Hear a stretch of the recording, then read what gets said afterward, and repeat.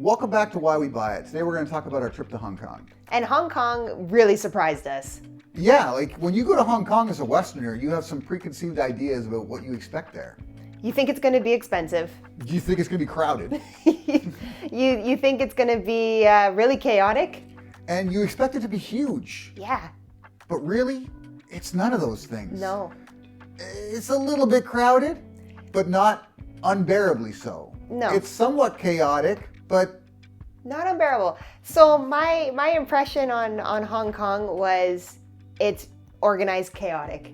Yes, organized chaos. It was busy, but you never felt rushed or, like we're so used to downtown Toronto where everyone pushes and shoves and, everyone's in a hurry to get absolutely nowhere. And everybody's in a hurry in Hong Kong, but it's just, it's almost like a beautiful flow. It's like a river. Yeah. It's like a river. Yeah. Everyone flows around everyone else. Nobody's bumping into anybody. No. You don't have this hard line of one group has to be here, the other group has to be there. They just move around each other easily. Everyone wants to get to where they're going, and they're doing it as efficiently as possible, and no one seems to get in anybody's way. No.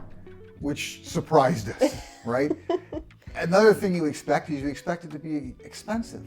It can be. It can be. No joke. Something we did not do in Hong Kong, we figured this out quickly. We didn't go shopping. Right. They have probably every expensive store I could think of walking down the street. Now, we stayed in downtown called Tsim Sha Tsui. TST for short. We're going to call it TST. And every street you went down, it was like Longines, Prada, Gucci, Chanel, Panerai. So we weren't going to pay up for that. But Hong Kong can be affordable if you know where to look. Yeah, and you're only doing what is necessary, right? Yeah. Like eating and sleeping. Yeah.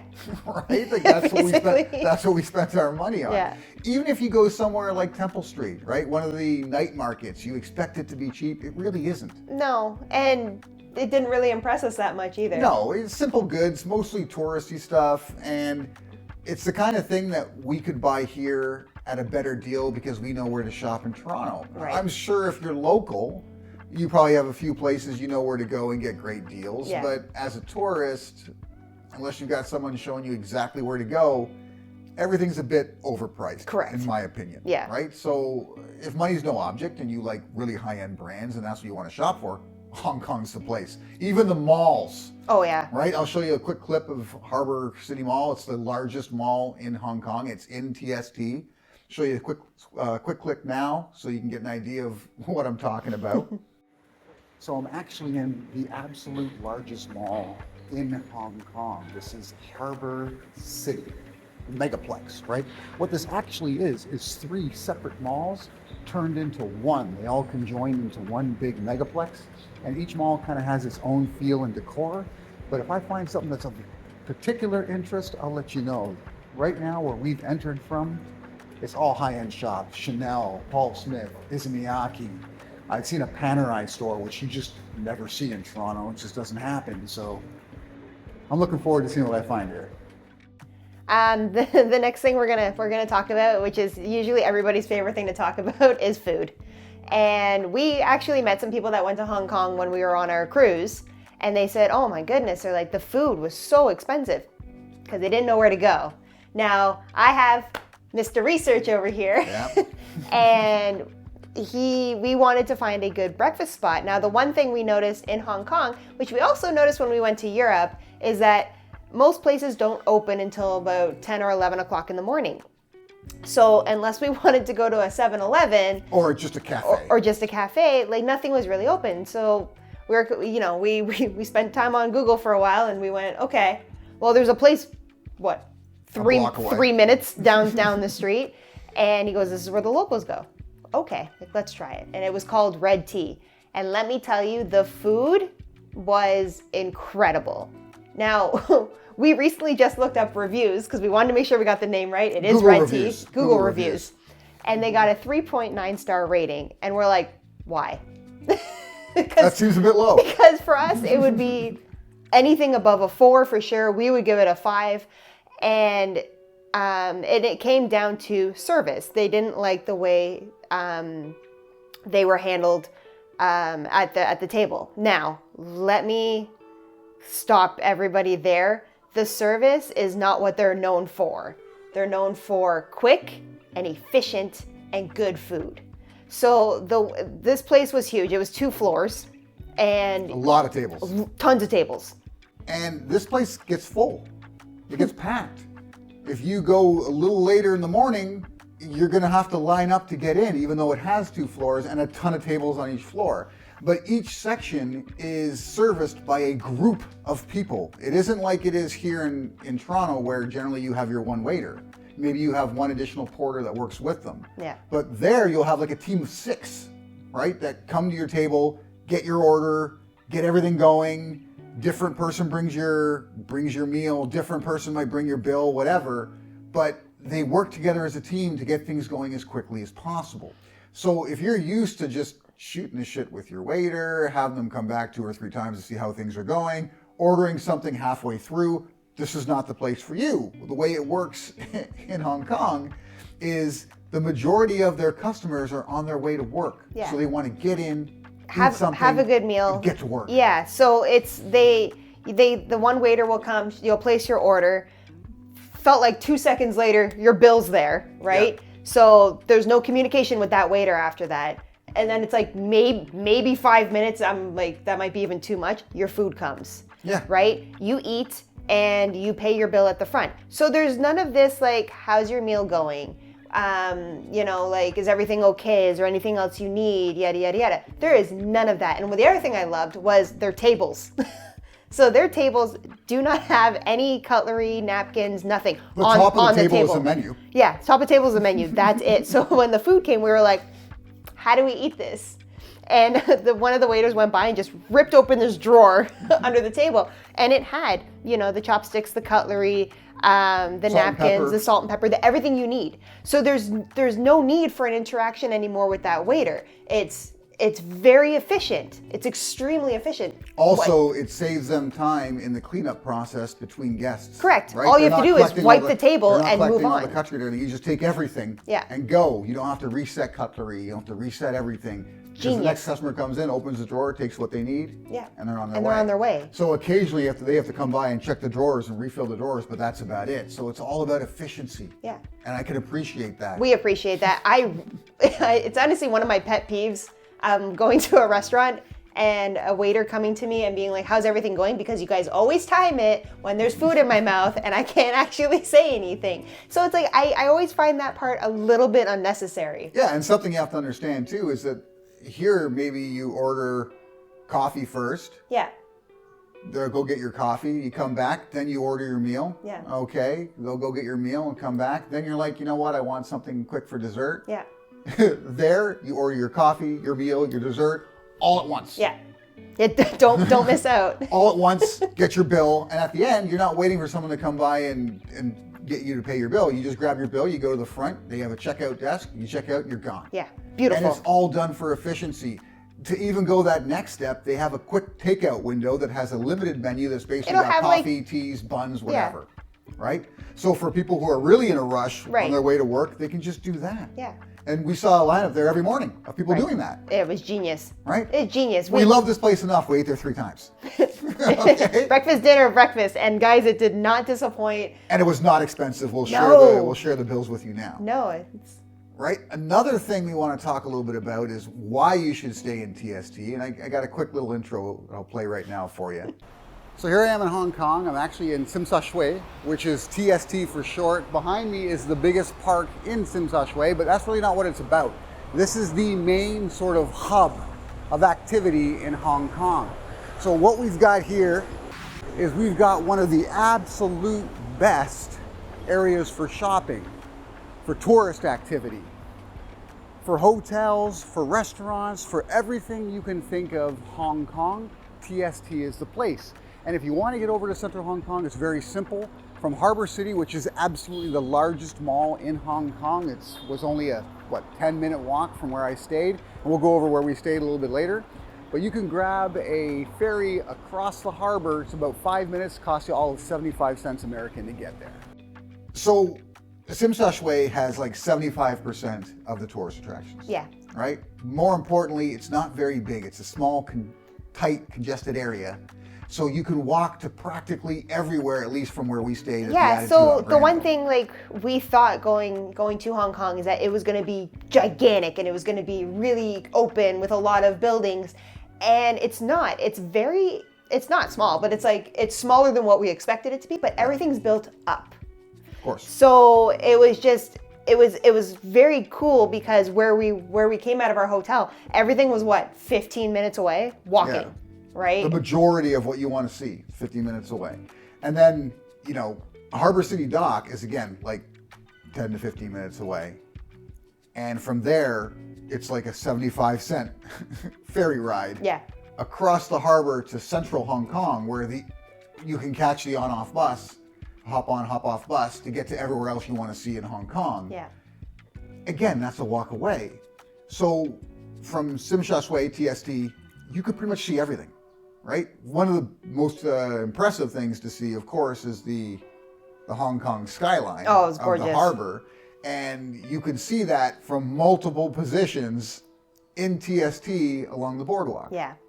Yeah. And everyone took advantage of that boardwalk. Amazing. So the boardwalk was cool. On the one side, you still had a whole bunch of expensive malls, Yeah. right, which you have to go through. The other side, you had the beautiful landscape of the city, which was just stunning. I think everyone and their dog were standing to take pictures. Yeah, and because right? you got it, we took a picture by the Bruce Lee statue. Bruce Lee statue. I made Cope take his little his position, and it was just a fun walk to do, and it felt like, wow, I saw everything just walking like Harbor City. Yeah. Right? It was one of the best places to be, honestly, especially on a nice day. Yeah. Fantastic. Fantastic. And of course, at the far end is the Harbor City Dock. So once you've gone across the entire thing, you can then hop on the ferry, go across to central Hong Kong and see what you want to see there. Yeah. Right? So what we expected and what we got are two very different things. Another thing you expect to see in a city that's got that many people and is that busy is dirt, right? Is garbage, is trash. You won't. It was so clean. So clean. So clean. I couldn't believe how clean it was. I was amazed by how clean it was. Yeah, it's Right? like I was like we were like, wow, downtown Toronto could take some tips, guys. Street washers were out at 7 o'clock in the morning. That's something we noticed. Like, how do they keep it this clean? But then we saw it's here we'll have street sweepers. Yeah. That go up and down, but they had pressure washers. Pressure washers going down the up street. and down the streets, blasting everything, and then following it up with a team of guys sweeping and cleaning and everything. They just keep it immaculate. Yeah. Right? So yeah, we were very impressed by that. Yeah. Now, something my mom noticed that we wouldn't have noticed because she had been there before it got reverted back to China when it was under the British rule, is that it didn't have nearly as many street vendors and people out trying to sell you and bring you into their shops, and it didn't have as friendly a feel to my mom as what she had experienced previously. But we didn't find it not friendly. It was still friendly. Yeah. It's just, I guess, if you have been there, if you were there in the past during that time, you'll notice the difference. It's a little more business now than it is tourist. Yeah. Which can be a good thing or it can be a bad thing. It depends on what you're into. Correct. Right? We went to the Temple Street Market. We did. We weren't that impressed. Yeah, whip-de-doo, right? People talk about how you can get great deals there. I don't think that's the case. Maybe it depends on where you come from, but at least in comparison to Toronto, we get much better deals here. Yeah, we went, okay, and then we came back. If we hadn't have eaten already, it did look like there's a couple of great places to eat. Yeah. At Temple Street. Yeah. Okay, there's some spots where you just sort of sit on the milk crate. Yeah. And they bring you they're literally cooking it in cauldrons out in front of you and bring you the fresh food. Yeah. I imagine the food would be very good to have there. That's something I would have done, but we already ate at Red Tea, at Red Tea. earlier that night. So that might be something to make it worthwhile at Temple Street. Can I go back on the food for 1 second? Sure. And it's not even just the food. I don't know what Hong Kong does to their coffee. Wow. but the coffee was so thick but delicious. And Cope and I think we were awake for 3 days. We had one cup of coffee, and we were awake, I'm not even kidding you, for like 3 days. And I'm like, what do they do? People from Hong Kong, please tell me what is in your coffee? I think we just screwed up and ordered black coffee. We shouldn't have done it. I don't think we should have done it. And we should have sweetened it or something. You did it a second time. I don't know even what you were thinking. I was afraid to order a second cup of coffee. I said, no, I'm waiting. I'm not going to order coffee again. You know what I thought? I was like, maybe it was just fluke. And maybe it was just that one batch. But the coffee's ridiculous in Hong Kong. Ridiculous. Crazy strong. Super strong, but delicious. It was delicious. There was no aftertaste. My eyes were bleeding. They were not. It was severe. It was so good. Think twice before ordering just a black coffee. They have sort of what they call black and white coffee or whatever, and they have their cream coffees. Yeah, maybe go do that route. Don't order a straight black coffee. That was severe. Okay, so there's that, and then the other thing that I found extremely entertaining, and maybe it's the child within me, was the crosswalk beeps. Going back to organized chaos. Organized chaos. So when it's your turn, okay, first of all, the traffic there, like they'll go whether you're ready for them to go or not. So you better hustle and get your butt across the street. Yeah, there's none of this pedestrians have the right of way shit. No, you better move or you're gonna get hit. So the way the beeps start, it's like beep, beep, beep, beep, beep, beep, beep, and you're like, oh shit, like in your mind, you're like, that means fast, like go fast, right? What you have to understand is that first of all, they have walk and don't walk. Yeah. There's no in between. Yeah. Right? There's no yellow. There's no countdown. Right? Yeah. Then as let's say east-west is crossing, and you're waiting to go north-south, you'll hear east-west start. It starts off very fast.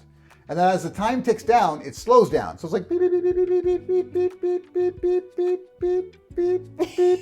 And when it gets to nothing, the cars go. Yeah. Right? It's quick. As soon as it starts to slow down, you see everybody crossing, picking up speed. Yeah. They realize, oh no, we're almost out of time. We gotta get across. Right? And then when it stops, yours kicks in.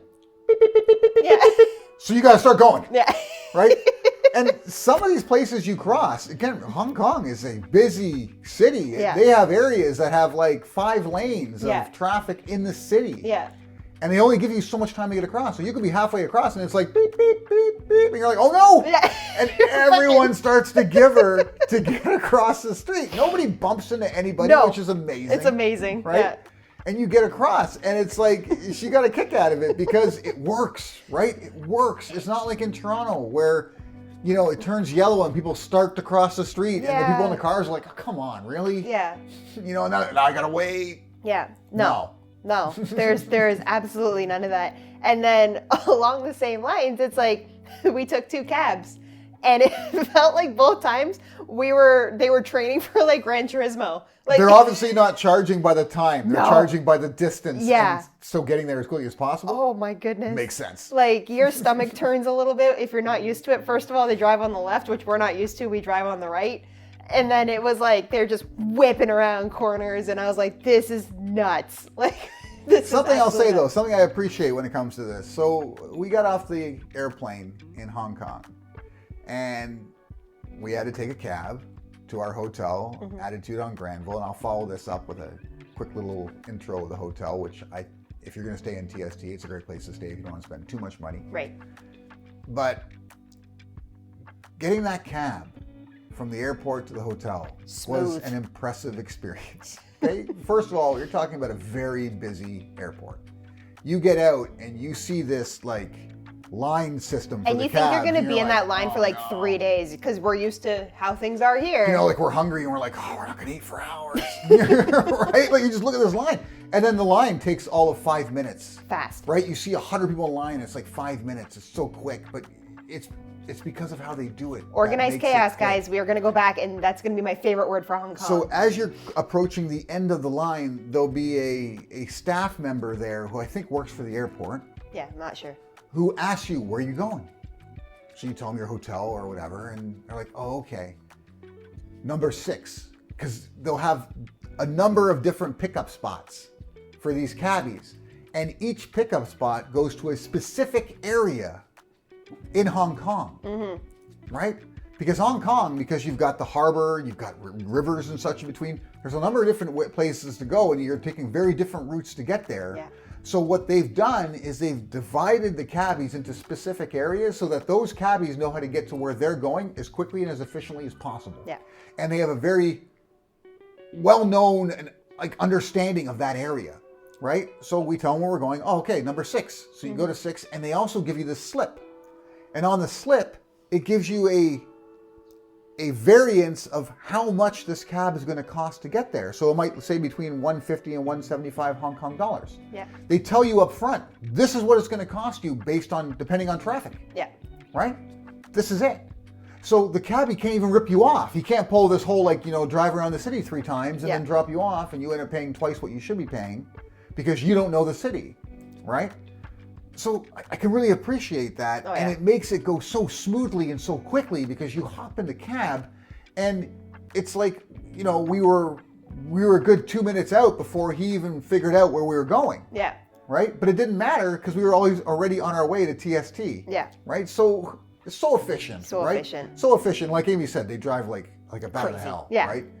I don't think they actually ticket you for speeding in Hong Kong. I think there's an understanding between the police and the people there that this is a congested city. People want to get from A to B. There's a lot of business that gets done here. Yeah. And you don't want to waste time. So you could speed as long as you do it safely. Correct. Our trip from the hotel to the boat, That was nuts. there was a section, it's a long straightaway, then like a hairpin and another straightaway, and the estimated, like the speed limit said 30 kilometers per hour, and we were doing like $1.10. Yeah. It was nuts. He drifted the corner. My mom and Amy were in the back. I was in the front. I'm watching this guy go, and he drifts the corner, and they're in the back, and they're like...